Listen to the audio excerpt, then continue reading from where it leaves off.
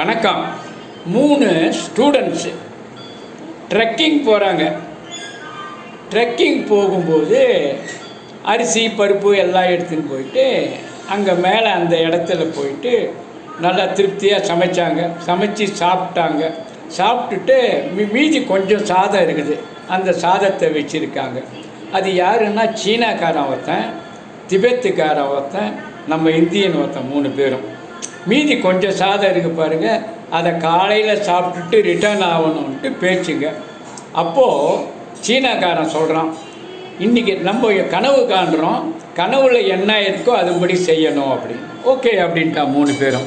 சீனாக்காரன் காலையில் எழுந்து சொல்கிறான், நான் கனவு கண்டேன். கனவுல ஒரு நல்ல அழகான குகை, அங்கே நிறைய சிலைகள் அருமையாக இருந்தது. அந்த சிலைகள்லாம் பார்த்துட்டே மனசு எனக்கு ரொம்ப ரம்மியமாக லயிச்சு போனேன்.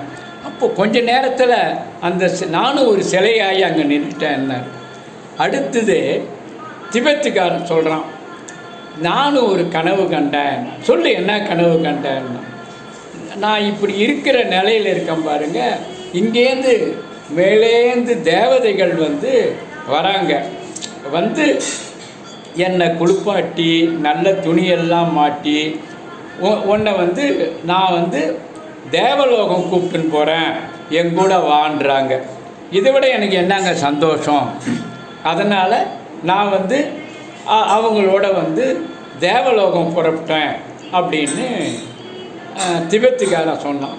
நம்மளால் என்ன சொல்லியிருப்பான் தெரியுமா? கொஞ்சம் யோசிங்கள் என்ன சொல்லியிருப்பான்னு. அவன் என்ன பண்ணான், நைட்டு நான் சாப்பிட்ட சாப்பாடு பத்தலை எனக்கு, அதனால் தூக்கம் வரலை. எனக்கு கடைசி நேரத்தில் கொஞ்சம் தூக்கம் வந்தது. தூங்கினேன்னா நீ என்னடான்னு சொன்னால் சீனாக்காரனை பார்த்து, நீ சிலையாக இருக்க. சரி, இவன் திபெத்காரன் என்ன பண்ணுறான்னா ஆகாசத்தில் பறந்து போகிறான்.